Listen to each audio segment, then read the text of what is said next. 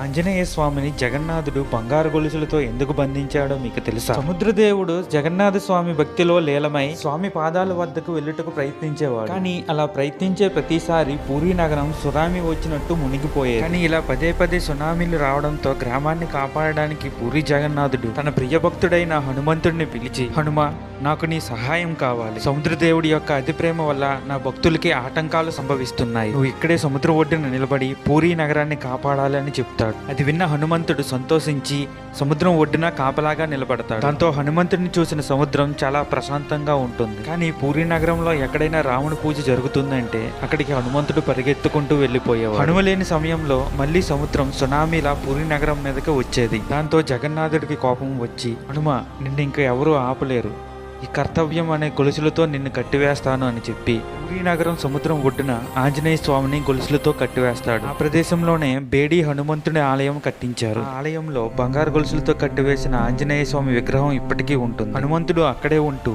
పూరీ నగరాన్ని సముద్రం నుంచి కాపాడుతూ ఉంటాడు. ఫ్రెండ్స్, ఈ వీడియో మీకు నచ్చినట్టయితే జై హనుమాన్ అని కామెంట్ చేయండి.